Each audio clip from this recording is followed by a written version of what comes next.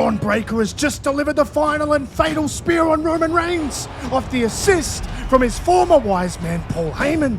And Reigns is a shattered man after failing to win the World Championship and loses his third straight WrestleMania main event. And he's shattered, but he's not done. And he knows that if he's gonna take down the Vision, he might need a shield. And he approaches two men that he trusts more than anyone. But this new ruthless and uncompromising Jey Uso says no. And he forces Jimmy to follow him to SmackDown. And it leaves his cousin all alone to confront Bron Breaker. But of course, this does not go well. It goes south because even though he manages to somewhat equalize with Breaker and Reed, he gets cut off by the newest Vision member. The vision of the future is crystal clear, but it's also about destruction. And with the help of Breaker and Reed, who hold back a defiant CM Punk, who's actually tried to come out and stop this madness, but also to get back at Paul Heyman, Obafemi on debut puts Roman on the shelf. But of course, they don't stop there. They want to take over, and without any jurisdiction. And they find a loophole, and that loophole is the US title open challenge that Ilya Dragunov has kept going since defeating Sami Zayn for that US title. And it's Obafemi that steps up for his in-ring debut, and they could have a stronghold on both shows if he's to win. However, Punk wants his revenge on Paul Heyman, and he wants to silence the Vision, so he gets involved. But his arrival causes way too much chaos, and things break down, and the Vision gets involved, and the match gets thrown out. And this, of course, enrages Ilya Dragunov, who's as unhinged as they come.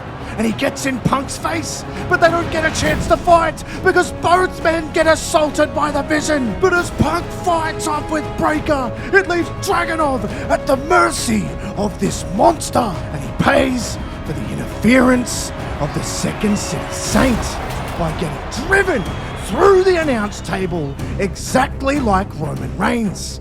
And the destruction is felt. But this path of destruction doesn't stop there because Punk doesn't want to either.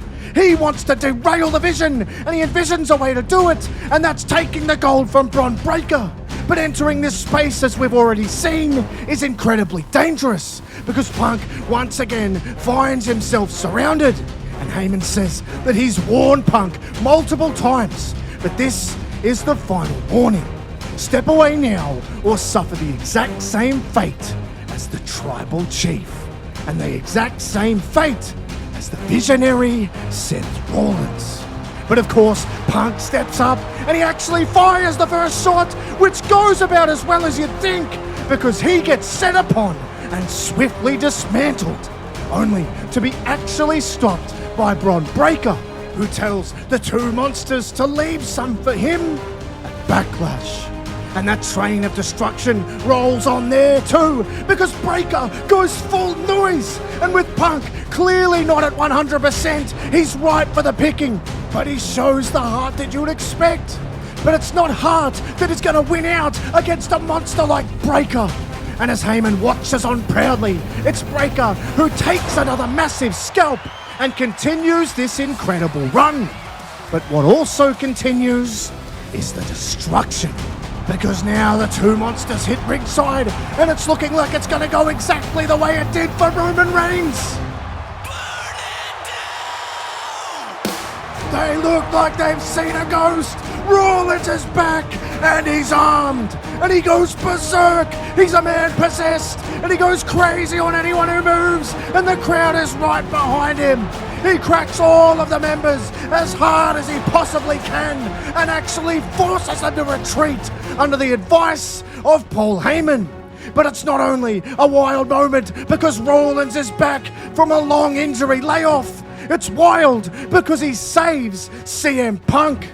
But as Rollins says to Punk, he didn't do this for him. He did it for himself.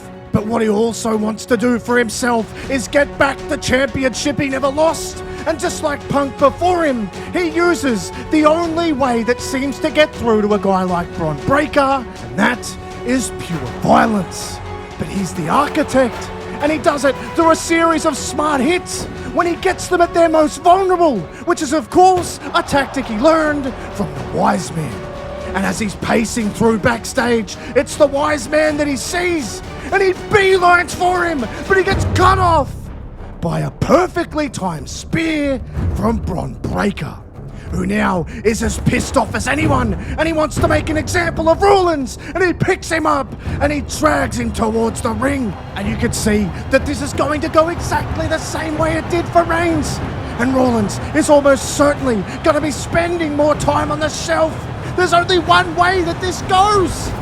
But that is when his wife, Becky Lynch, sprints out, and on her way past, she laces Heyman in the face with a slap, and she runs to the top rope and leaps off, but gets caught by Obafemi.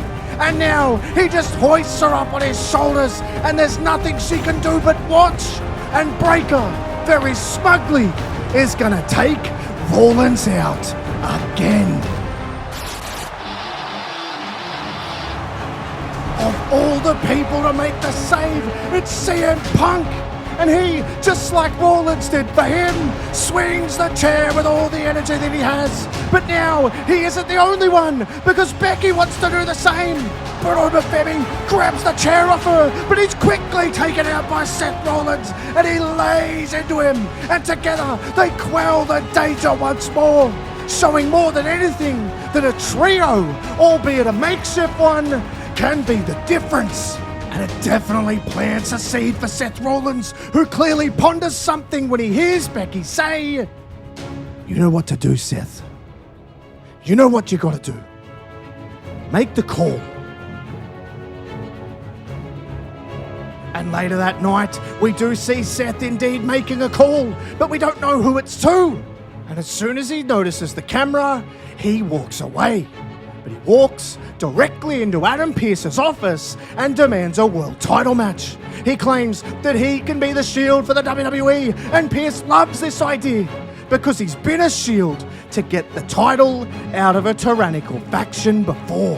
But it's then one of Pearce's staff runs into his office and tells him to look at the monitor because CM Punk is down and completely annihilated and surrounded by glass. And Pearce demands to see the CCTV footage, and it's not long until he does. And that footage shows Punk leaving the building and getting assaulted from behind. And Pearce has seen enough, and he storms out of his office, and he goes looking for Heyman in the vision. And it's Heyman that he finds, and he demands answers, but Heyman just says, "Really, Adam? You think after everything we've done, we'd wear a mask? Do you really think we'd want to hide the fact that we took out CM Punk? I suggest you cast your net wider. He's not a terribly popular guy. I don't know if you've noticed. But good luck with the investigation. And we'll see you at Money in the Bank when we very publicly eliminate another one of our threats in Seth Rollins." Heyman has a point. Why would they hide the fact they took out CM Punk? And the simple answer is that they wouldn't. Just like they don't hide in the lead up to Money in the Bank when Bronson Reed and Obafemi win their massive main event matches and increase their momentum going forward under the vision.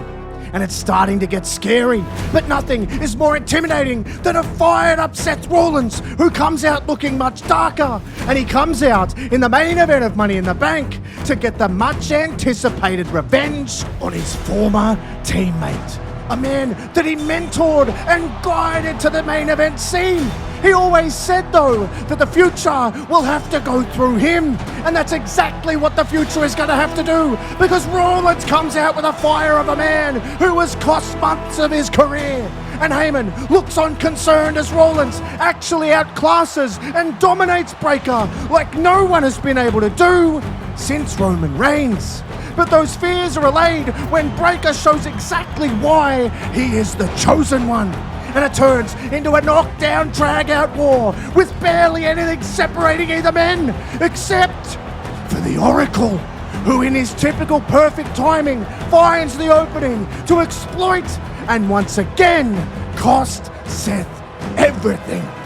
Because he gets speared ruthlessly on the outside, tossed back in the ring, and speed again.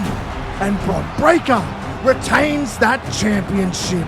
But not only that, he wants to continue the path of destruction. And it does, but not the way you would think.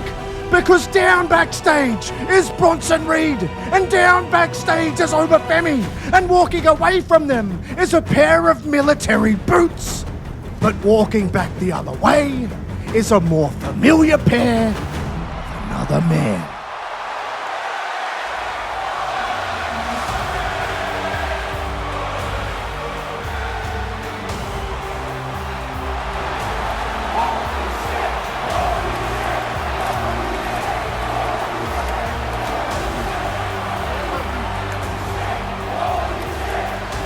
The place is shaking! Rollins and Reigns working together to take down Breaker, who is motionless in the ring. And the crowd want this to be the moment. They want this to be the reconciliation. But it's not. At least not yet. Because Seth says, "We've been here before." But Roman replies, "Yeah, and you destroyed it. But so have I." And Seth looks him right in the eye, and he says the words that everybody wants to hear. So let's rebuild it right.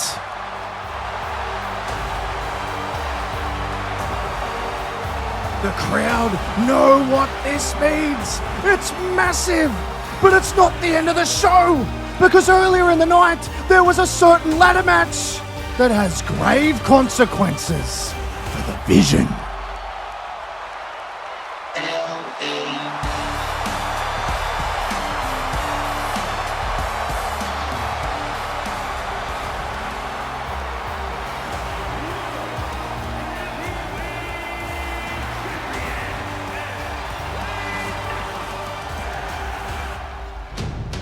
Breaker is fuming. He's fighting his way through anyone who gets in his way in search of Roman Reigns and Seth Rollins. He cost them months of their career, and now they've cost him the World Championship. And this has gotten completely out of hand because he gets to ringside and, along with Obafemi and Bronson Reed, completely derail the whole show. They even grab Michael Cole from commentary and they toss him into the barricade. Corey Graves even tries to stand up for him, but he gets flung around as well. And Paul Heyman just says, "This is all your fault. We warned you. Mess with us at your own peril. And if you think that losing the title stops the inevitable future from taking place, you're wrong." Is that what you were going to say, Paul? Because you feel like you've been wronged your whole career, but all you are is a man who jumps from the burning ship to keep his own head above water. You know nothing about injustice. You only commit it. Well, guess what, Paul? We are justice. And we are consequence, but most importantly, we are the Shield. Believe that. There was only one way this was gonna go. Chaos follows the Vision everywhere they go while being led by Bron Breaker. But chaos has followed Seth Rollins, and so has Roman Reigns. And the two hounds take the fight to Breaker and Reed, the two men originally responsible for all of this. But it's the X Factor in Obafemi that looms large.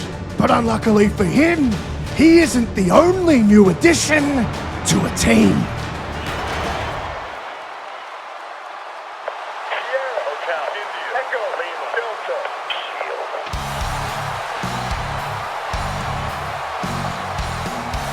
The power of Reigns, the architect in Rollins, and the lunatic in Dragunov. He was the one who took out Punk because Punk was never one of them. And it was the orders of Seth Rollins. He rebuilt this Shield to stop the Vision he created. And it shows that justice isn't nostalgia, it's evolution.